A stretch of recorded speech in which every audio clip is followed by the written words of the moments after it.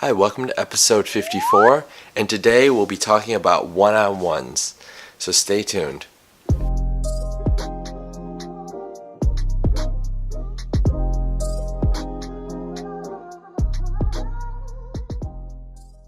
So what exactly is a one-on-one, or have you heard about it and you hear about it, and what does it give you? A sense of like dread, or does it give you a sense of, yeah, I'm really excited, right? Well, sometimes it really depends, right? It depends on the environment that you're in, and if you're comfortable doing one-on-ones or being part of a one-on-one. So what exactly is a one-on-one? It's basically usually when a manager talks to their employee or subordinate, or let's say the owner of the company is talking to their staff, but in a very private setting. It's not like open in the public, where they can talk about different things. And here are some of the things in the process of the one-on-ones I do. So usually the one-on-ones are only 30 minutes, and the first 5 minutes, it may be, hey, what's going on? What are fun and exciting things? We casually talk, anything they want to talk about, right? I never try to pry information like, hey, what were you doing this weekend? It's more about, hey, did you do anything fun over the weekend? It's just very casual talk. And over time, you learn a lot about that individual, right? Like, what's their favorite food to like what are their favorite movies and what they like to do over the weekend, right? Then that's usually just for the first 5 minutes, and then the next 20 minutes, sometimes 15 to 20 minutes is about them.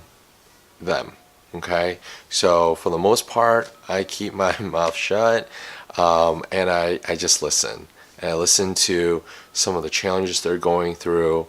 What are some of the things that they could use some help on, or if just overall guidance, right? And for them, they're asking for, hey, can you give me some feedback on these certain points, right? And then finally, the last piece is actually the last two pieces is I would provide feedback as the manager, or as the owner, of like, okay, this is how you're performing. These are some of the areas for improvement. These are some of the areas you're doing great on. And then finally, at the end, and it doesn't have to be on every single one-on-one, it's the direction, right? Are you happy with where you're at today? Where do you want to go? What are the next steps? So that way there's that alignment, right, for the employee, and the alignment for the manager or the owner, so they really see eye to eye. It's a great time where we can hash out all the difficult topics, and it's not it keeps it private. So if, like, let's say never do this, or let's say they did something incorrectly, don't like blast it out publicly. This is the time during the one-on-ones to talk about these things, so that way they can correct it. Because sometimes, I make mistakes. I don't realize, like, oh crap, yeah, I actually misjudged the situation.